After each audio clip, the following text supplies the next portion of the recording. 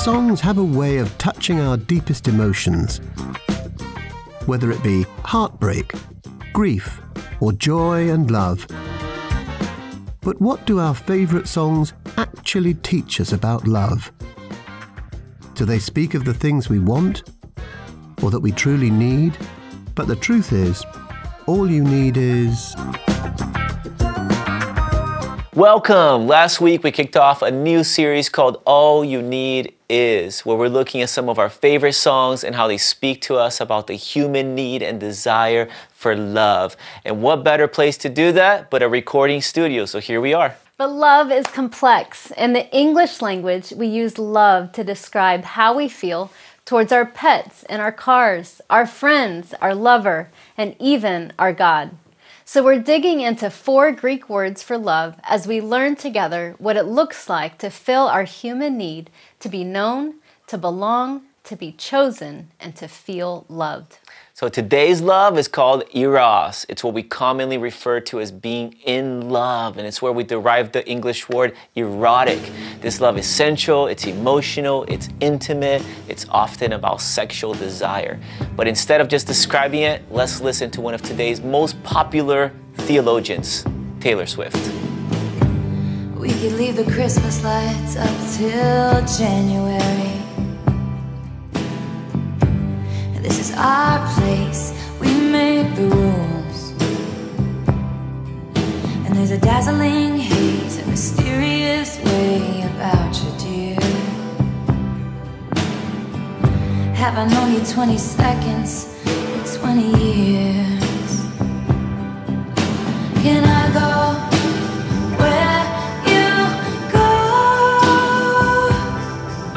Can we always be this close forever and ever? And take me out and take me home. You're my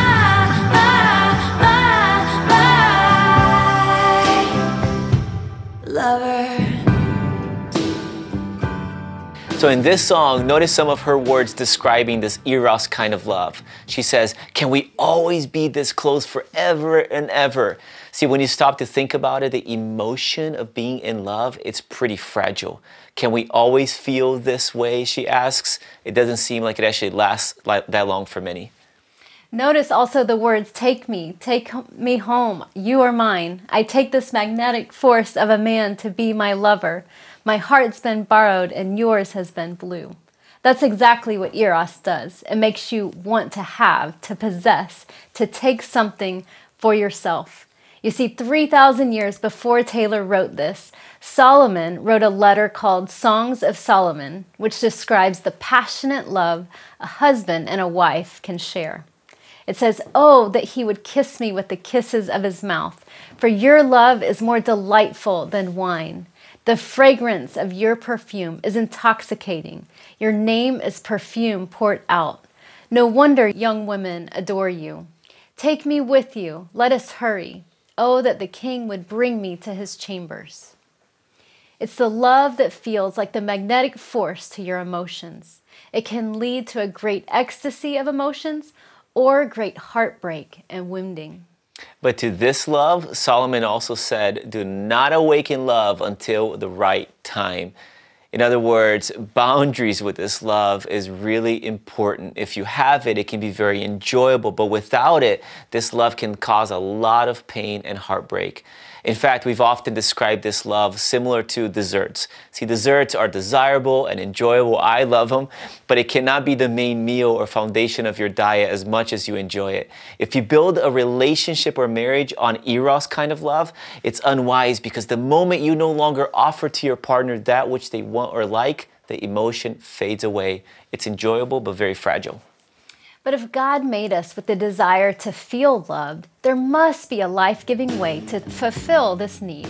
And to learn more of that today, we decided to interview several people from the Echo community that are in various stages of single or married life. You ready for this? Yeah. Let's do it. Can I go where you go? Okay guys, let's start and tell us a little bit about who you are and your relationship status. I'm unmarried, single dad. We've been dating for about a year and a half. We've been married for 5 months. And we are getting married in the spring. We are originally college sweethearts, and we've been married for 20 years. We've been married almost 44 years. I'll be 30 in a few weeks. I am single and I have never dated. So we've talked about how this love that we call Eros is highly emotional. It can be extremely fun, pleasurable, but also destructive, sometimes even deceptive. It can lead us to mistakes. It's the love that makes you want to consume and take. So it requires us to take control of it, or else it becomes all about us. So for you, what does it mean to keep that love healthy in its proper place and keep emotions in its proper place? You know, I say for me, one of the biggest things that I have to do is have boundaries. I have to be very intentional about what I consume, what I see, whether it's on social media, whether it's through television, music, all of it.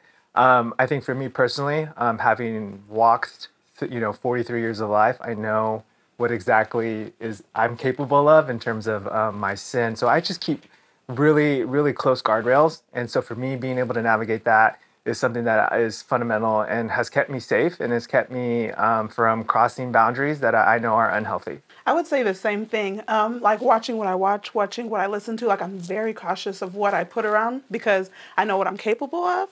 And I think too, as far as when it comes to like dating, like having boundaries, I don't know my boundaries because I've never dated. So things I pray like, Lord, when I start dating, like show me my boundaries. So, like someone's not whispering in my ear and then there we go. I just want to make sure that He can protect me when I get there. We've had multiple conversations about this, just making sure that we have our priorities in order, that, Jesus is number one, and that as much as we love each other, He has to stay that way.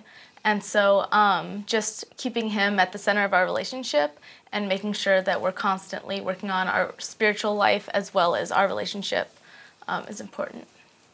Yeah, and I think with that, just like developing healthy rhythms and just like trying to really be intentional about like dating each other and really getting to know each other and seeing like if we want to continue and get married in the future. Because as a Christian, for both of us, we're not only waiting till marriage, but trying to honor God with our relationship and how we're dating. And so for us, there's not really a point to continue dating if we're not working towards marriage. So trying to build a solid foundation now so that we can be successful in the future. I heard a lot like, guard your heart, right? Like, guard your heart. And it's like, well, what does that mean? Like, what does guarding your heart mean? I always thought it was more the physical component, but also an emotional one of like not oversharing at the beginning and like having people around you to keep you accountable to and speaking into your relationship, calling out any red flags that they might see. And I think it's important to understand that like we're both our own individuals, and like one thing I live by is like the love that I'm not receiving from God is the lack of love that I can give to her.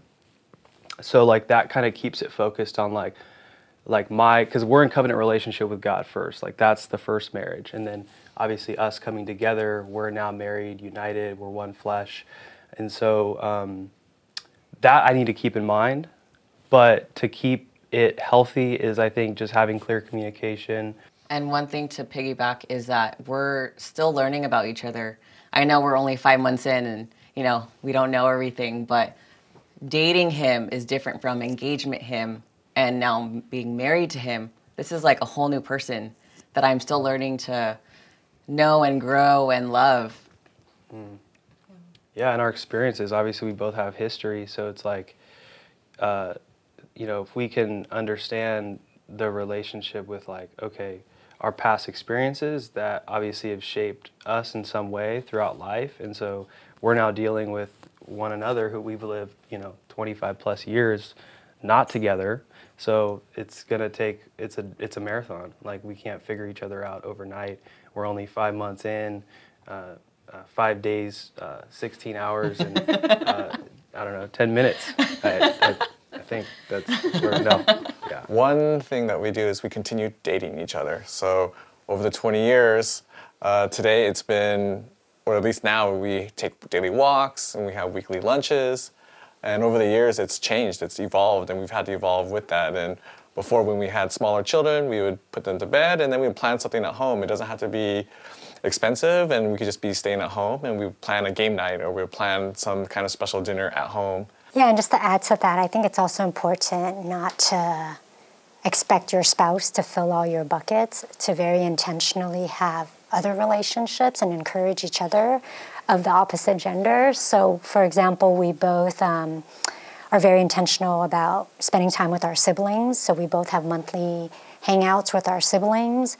We have our separate guy-girl time. So I think that fills our buckets, and coming home, it makes us better spouses. So we try to do a lot of things together. And whether it's sitting on the couch watching TV, we're like snuggle up to each other, or we're out shopping together. Yeah. You happy with that? Anything you would add?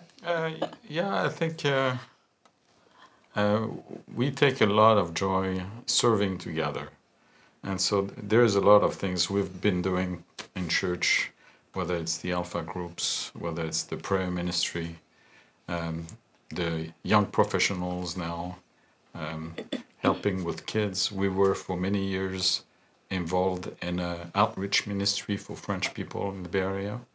And all those years, we've been serving, and that's what's kept us together, actually.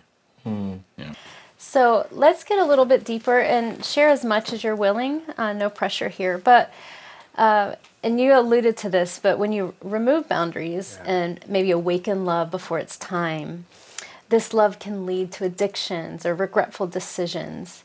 Any regrets that you are willing to share with us? And what do you wish you would have done differently? And maybe in those mistakes, what have you learned to create these boundaries that you know will keep you protected? Yeah.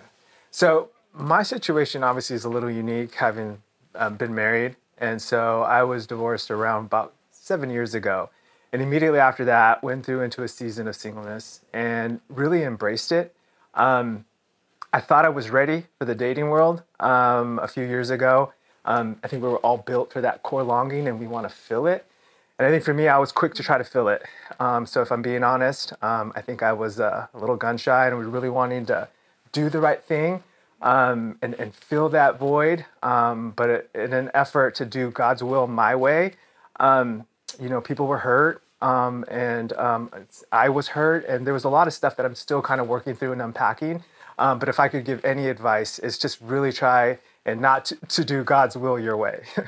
As far as me, so I fought with pornography and all that stuff that comes with it. And I think one of the things that I would go back and tell that little teenage girl who watched that first video, like, don't do it. Don't believe the hype that the culture says, like, this stuff is okay, you could do whatever, like, your body's yours, do whatever you want, because it's not. It's a lie. And so those are one of those moments where I have to put those boundaries. It's like, I don't want to go there. I want to honor the Lord. I want to honor myself. I want to honor my husband and my family. Yeah, I think early on in our relationship, something I would have done differently is the way that we set some of our boundaries, like specifically like with how we were physical with each other. I think for the most part, we were very intentional about like making sure that we're honoring God and also just having clear expectations with each other to manage that. But I think there was a part of it because it's such like a big gray area. So for us, there were times where either one of us or both of us weren't intentional about either where we were hanging out or just like how far can we push this gray area and we can get this far and it's not sin. It's like, well, let's stay as far away from that as we can to really make sure that we're honoring God. Mm-hmm. In terms of regrets, I think that looking back, I think I took so long before I finally asked Leia out. And you can ask her side of the story on this. But the reason why it's a regret is because, and I speak, I think, for a lot of young men, and especially when they try to consider who to date, there's so much basis of a checklist that if you really break it down into what truly mattered, it was so much so based on superficial things. I think there was a period in our relationship where we wanted to hang out with each other all the time, and sometimes it would be past a certain time, and so realizing, okay, well, after this hour, this is probably where I'm not at my strongest, or maybe I'm a bit weak, and so and then it leads to crossing that boundary. So I mean, there were times where you had stayed over late, and even though we weren't messing around, we knew we wanted to wait before getting married, or wait to marriage before living together. We kind of got that, we were convicted in that sense. So And also doesn't set an example too for the roommates, right? The roommates that you have, knowing that you're Christian. Yeah, so we've been married for 20 years, and around year 7 definitely had a rough patch due to work and grad school and children, and all of those 3 forces came to a head. And so yeah, it was really difficult during that time. And one thing I wish I had known was I wish that I knew love is a choice, not just a feeling.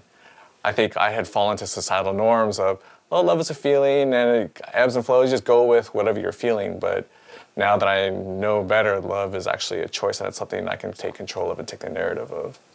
Yeah, one thing I wish I knew is that it's okay to fall out of love. And feeling in a season of life that you've fallen out of love doesn't mean that a marriage is over. So that's, as unromantic as it is, that's usually what we tell our couples when we first do our first pre-marriage counseling session. And I just find that it's unfortunate in our society that a lot of times when you ask people why they get a divorce, they say it's because they've fallen out of love. But what if we tell them that's normal, and falling out and then will help you get back into love even more strongly? We'd be at my parents' house, this is in Africa, and my mom would invite him over because she's the one who set us up. And he would sit on one end of the couch and I would be on the other. And everything was based on conversation, let's get to know each other, or we were in public places. But we were never really allowed ourselves to be in a compromising situation where we could easily fall into something more physical. And that taught me a lot of respect for him. That also made me feel a lot more secure in our relationship when it did get serious. And if it had not gone on to an engagement in marriage, I wouldn't have been as hurt. I think this whole idea of dating in America as well as in the Western countries, there is a lot of influence from the media, from Hollywood, the movie. If you remember just 1 or 2 generations back, people had very much arranged marriages by their families. They didn't even know each other. My parents, they didn't know each other when they got married. They didn't know each other when they went to bed the first time. Today, we test our love with physical approach. And our emotions get so involved right away that it's difficult to be objective on that relationship. And also it's very difficult to be detached from it if you need to move away from it. It's like a trap. So that's why I never even touch her hand. That's extreme. But it was a it's good extreme, thing. but It's extreme, but 44 years later, you're together. yeah, yeah, Right? yeah. So we believe Eros is a part of God's design, right? So he did create for enjoyment. He created this love so that there's pleasure, and then there's it's displayed in a beautiful way. But in the world, it's not quite seen often that way. In fact, it's where we get the word erotic. And a lot of times with that word, it's like what we do in secret and what we do that's hidden from others. And it leads to things like cheap sex and affairs when people are married. And it leads to porn addictions and all this kind of stuff. But the scriptures do say, give honor to marriage. Make it a big deal. Keep the marriage bed pure. Even though most people don't see it that way, what does that mean to you in your context to give honor to marriage in light of these things I described? I think as far as me, like putting a definition, I think sometimes if you grow up in the church, we're always like, don't have sex, don't have sex, don't have sex, don't have sex. So then when we get older, it's bad, it seems bad to us. And then the world's like, oh, it's good, do whatever. So you're fighting that balance.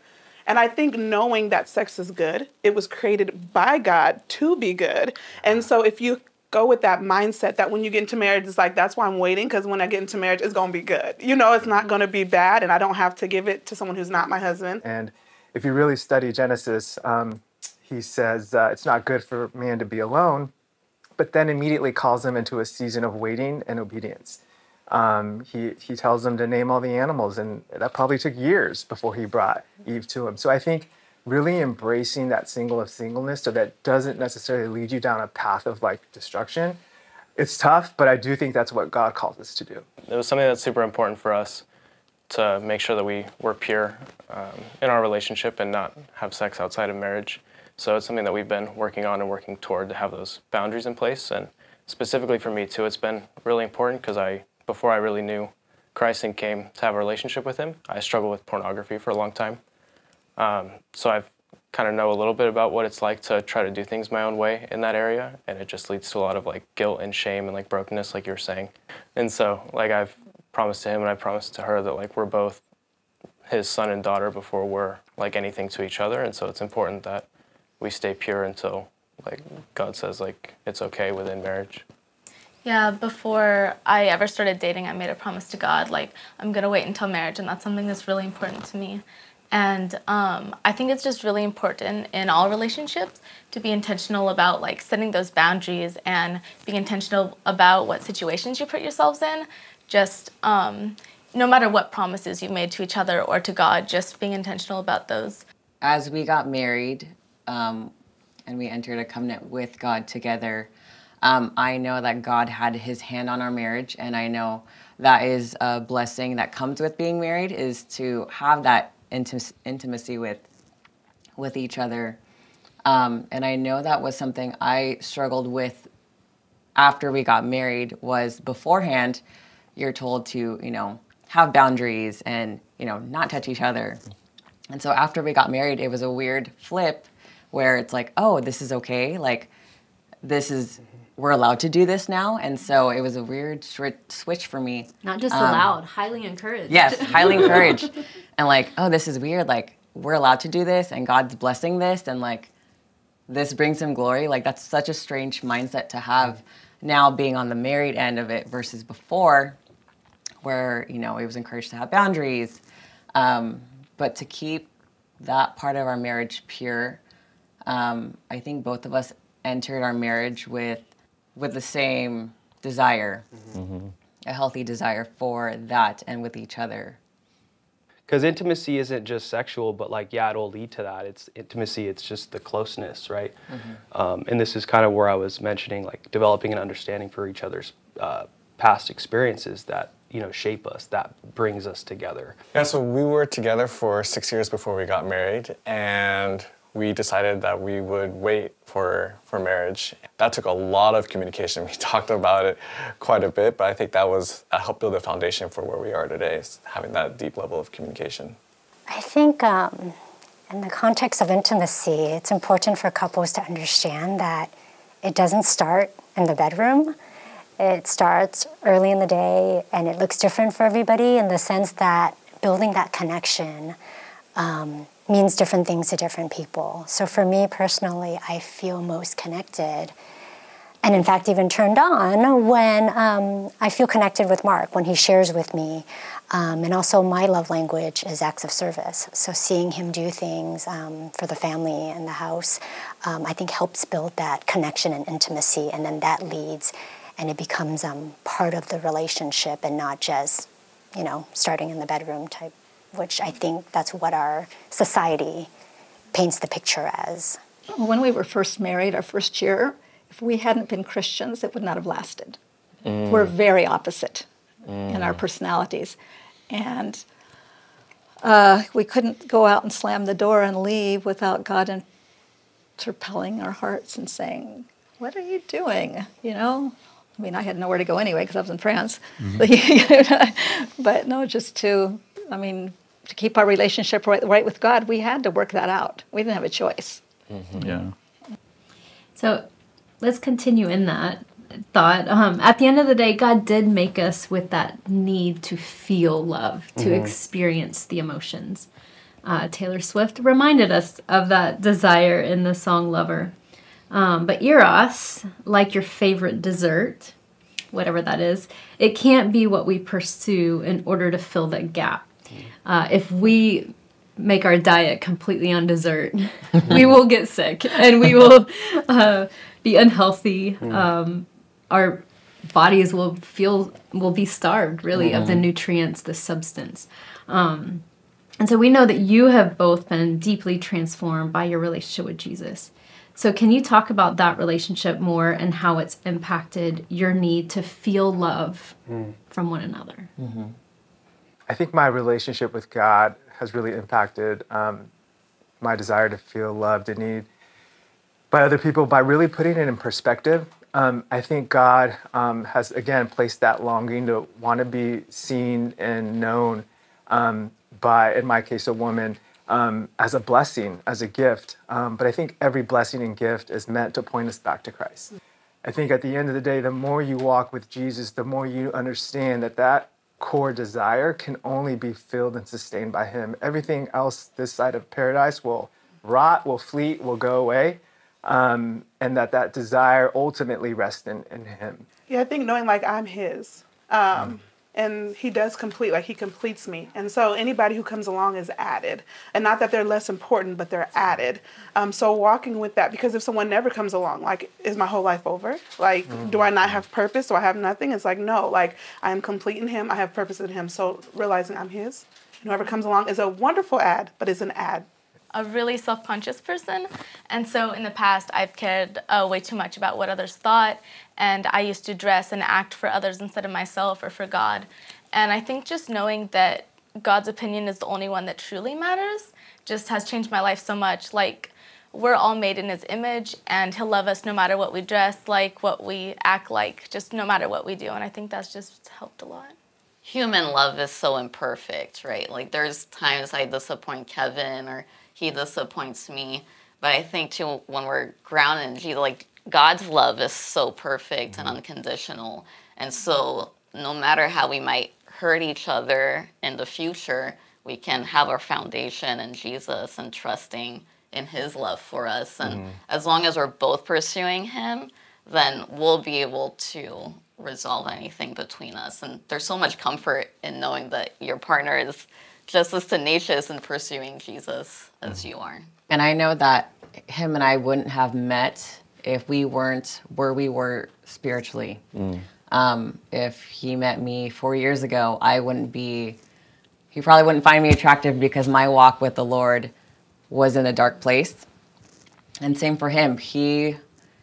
If I had met him years ago when I wish I would have met him, he wouldn't be the man he is today. And so I feel like God really orchestrated the timing of us meeting and bringing us together. And we wouldn't be where we are without him today. Yeah, that perspective on the other side of it, I think, is where there was like common ground right away. We could tell that we were both, our intentions were clear. Like these are the things that we desire. These are the experiences that we went through. And like, that's what, helped cultivate that right from the jump. Yeah, a change that was a pivotal moment for me was the perspective that our marriage is not a contract between two humans. It's a covenant that we've made with God. So when I look at it from that perspective, I'm reminded that how I treat Mark is a reflection of my respect and love for God. So that takes away the calculations in a human contract and what he's done versus what I've done and if things are fair.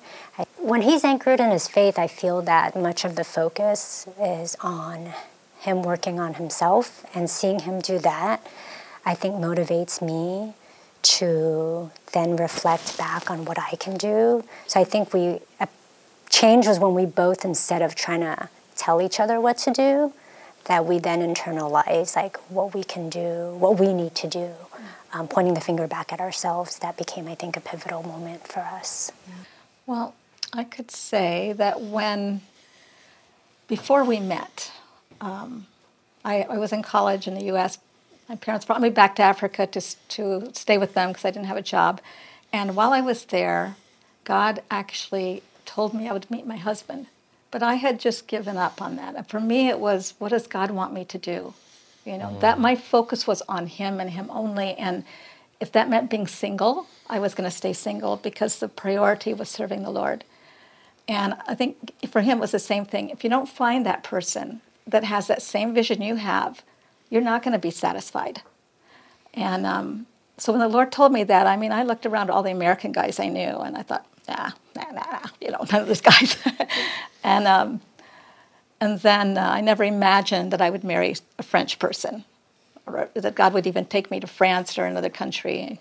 And then for him, when you met, God it was a kind of a miraculous way, but when he came to my house for the first time, he actually fell in love with my picture, right?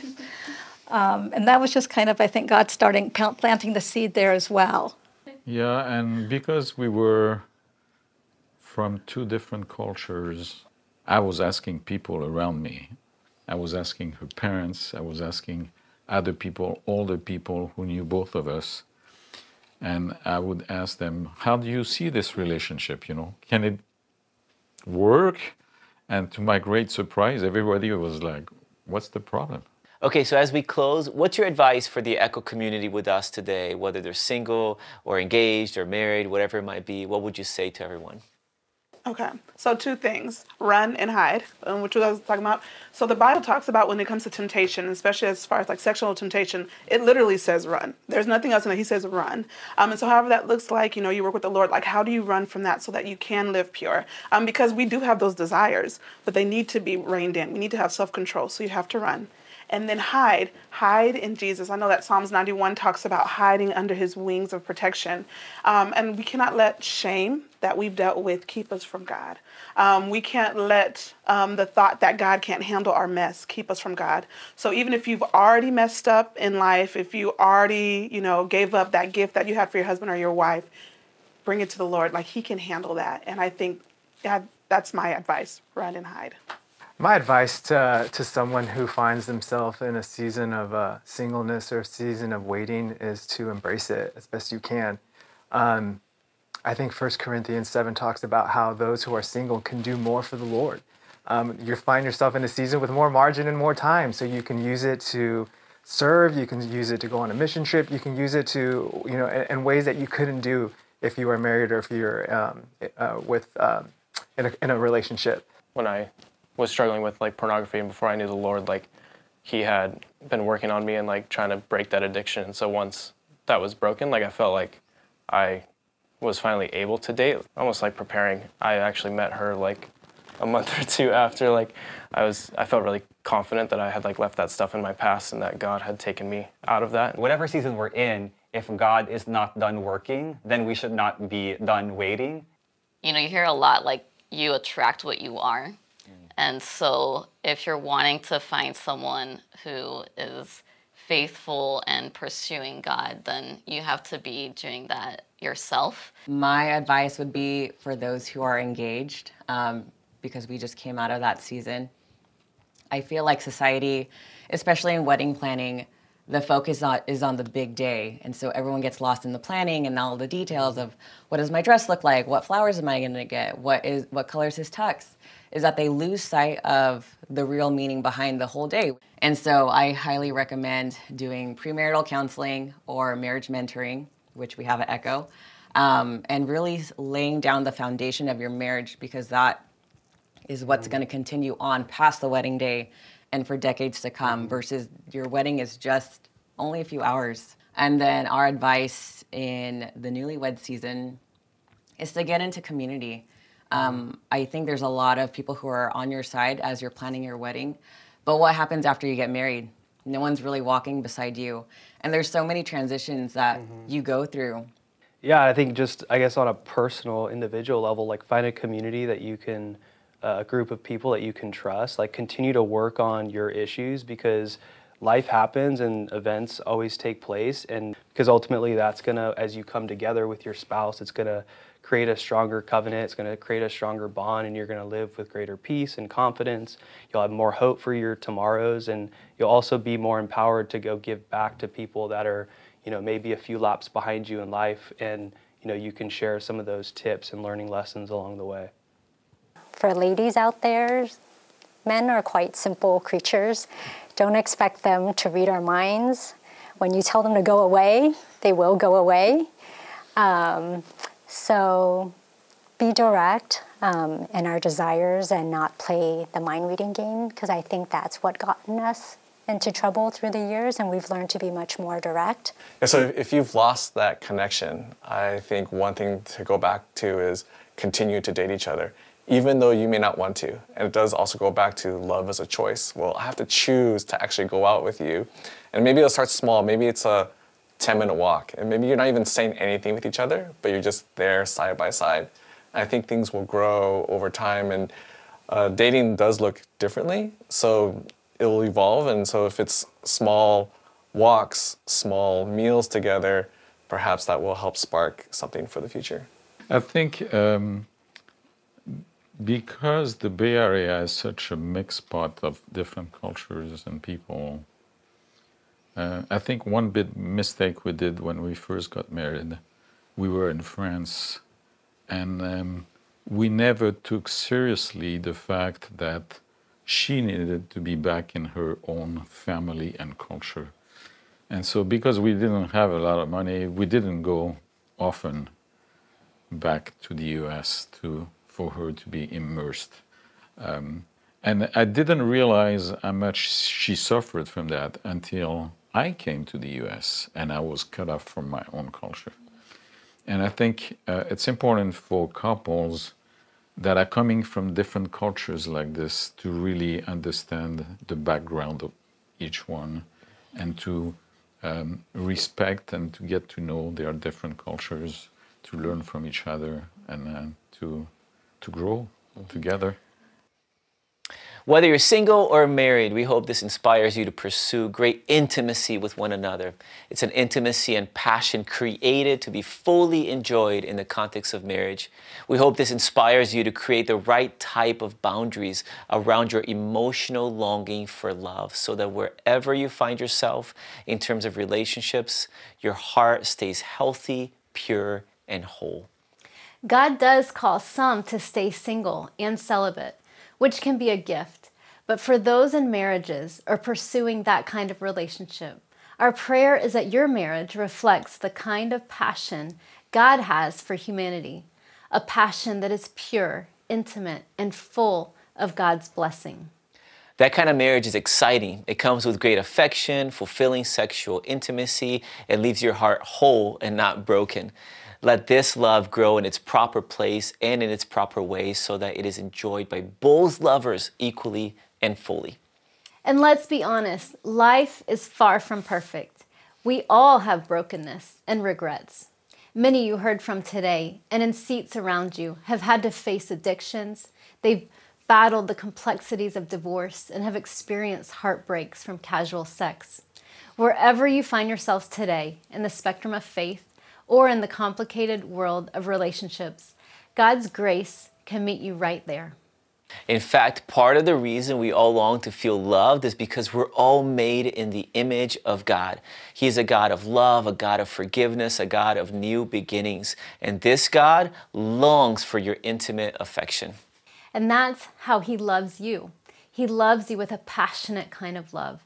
So much so that in order to take you back in His extravagant love, He created a pathway through Jesus for you to be near to Him.